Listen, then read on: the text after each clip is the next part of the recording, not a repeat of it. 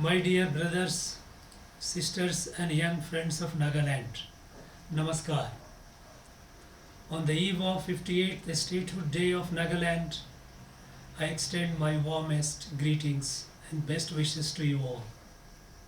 On this auspicious occasion, we pay our heartfelt tribute to the founding fathers of Nagaland, the leaders of the Naga People's Convention, martyrs, and countless Nagas whose blood, toil, sweat, and sacrifices led to the birth of the 16th state of the Union of India. We remember them with utmost gratitude for their strategic foresight and political vision in uniting the Nagas living in Assam and Nepal and creating this beautiful state with extraordinary constitutional safeguards to their unique identity and interests. Nagaland state is an abiding testimony to the triumph of the politics of peace over the politics of bloodshed. It is a proud saga of the indomitable Naga spirit which rejected the politics of gun and gunpowder in favor of politics of democracy and dialogue. On this day, we proudly remember our founding fathers for their political forbearance in upholding the true Naga democratic spirit in which they held widespread consultations among all the tribes of Nagaland and initiated a socio-political churning among them on the nature and course of the future of the people. Over 3 years of intense political process helped crystallize the free will of the people, which was subsequently translated into reality through political dialogue with the Government of India. The Government of India recognized the uniqueness of the Nagas and sanctified it in Article 371A of the Indian Constitution. Nagaland state was born with adequate special safeguards to the identity and interest of the Naga people. We salute the founding fathers for their achievements for the people of Nagaland, which could have been otherwise unthinkable. Violence could never achieve and shall never achieve anything like this. History bears testimony to the fact that armed insurgencies have rarely succeeded in achieving their political objectives and have invariably left a trail of blood, betrayal, and bitterness. Protracted armed insurgency and endless peace process have taken an unacceptable heavy toll on the people of Nagaland.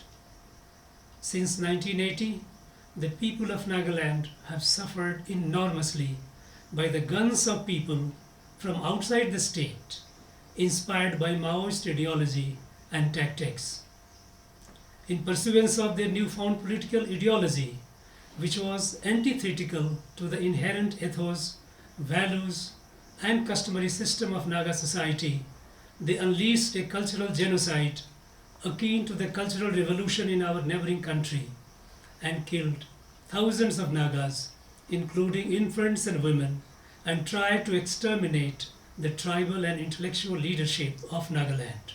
Free speech was muzzled with guns and political dissenters were exterminated. Scores of churches were destroyed. These are documented facts of history. Those who lost their kins have neither forgotten their loved ones nor forgiven the perpetrators. Our most precious resource, the human resource, has suffered the most. Over the decades, more so ironically, since the beginning of the peace process, Nagaland state has steadily declined on the human development indices relative to other states in the northeast region. We are lagging behind in all the critical sectors like education, health, infrastructure, and livelihood.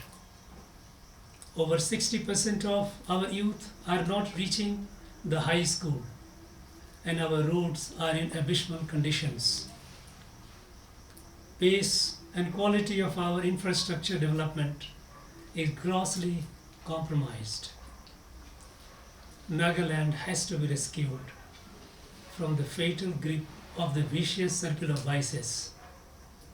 The Honorable Prime Minister, Sri Narendra Modi, is seriously committed to it from day one of his taking charge. Under his dynamic and visionary leadership, fundamental anomalies and distortions in the ongoing peace process have been corrected by making it truly inclusive. Naga political issue belongs to the Naga people. No single entity should claim the sole franchisee over it. Nagas have existed and survived through centuries through their customary and traditional institutions. Heart of Nagaland beats in its villages.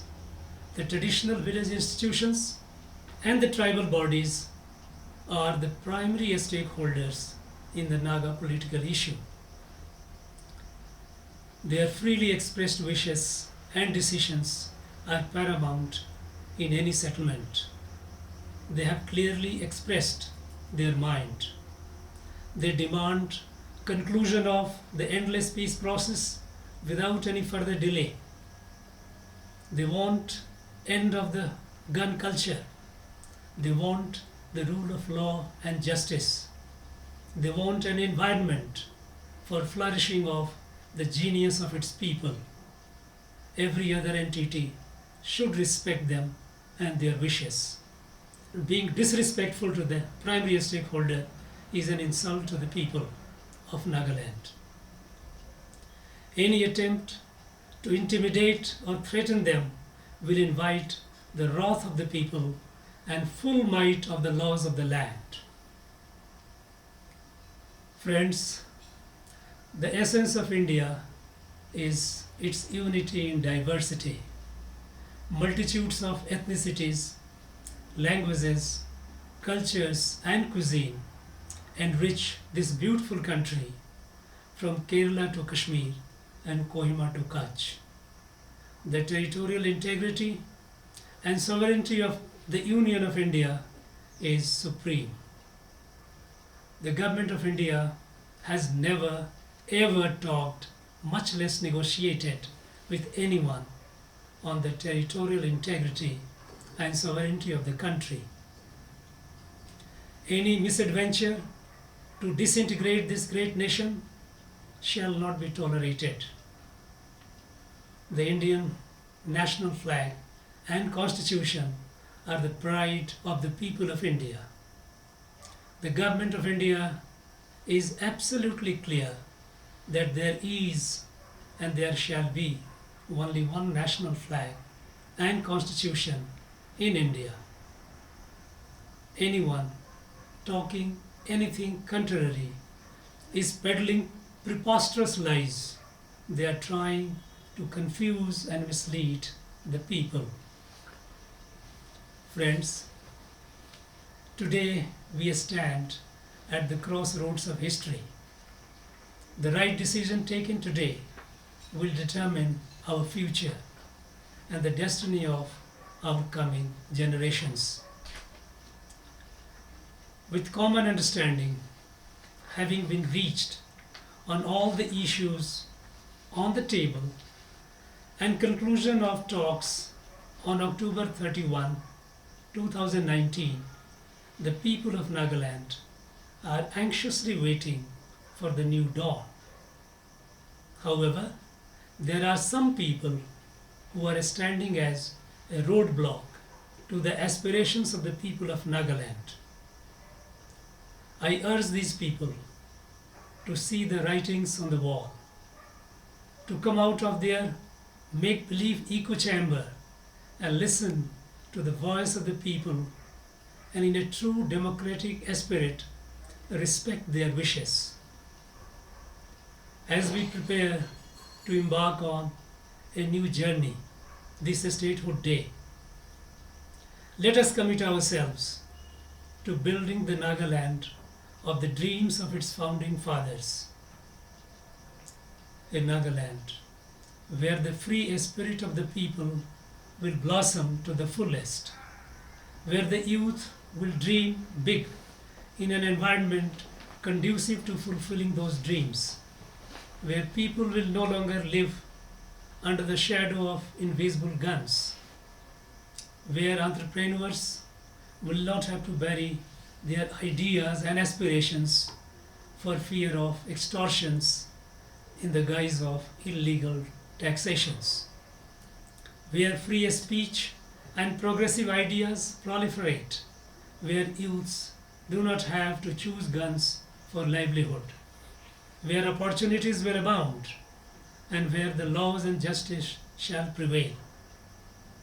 Let us commit ourselves to reclaim our state from violence and desolation and restore the glories it deserves. A statehood day is the day of celebrations for the people of Nagaland. We used to celebrate it in previous years with all the gaiety and cultural splendor of the people of the state during Hornbill Festival. This year, due to the global pandemic COVID-19, unfortunately, we may not be able to do it at that scale. However, true to the indomitable Naga spirit, we will do so in our own households, observing the needed COVID protocols. Once again, I wish you all a happy Statehood Day. May God bless Nagaland. Jai Hind.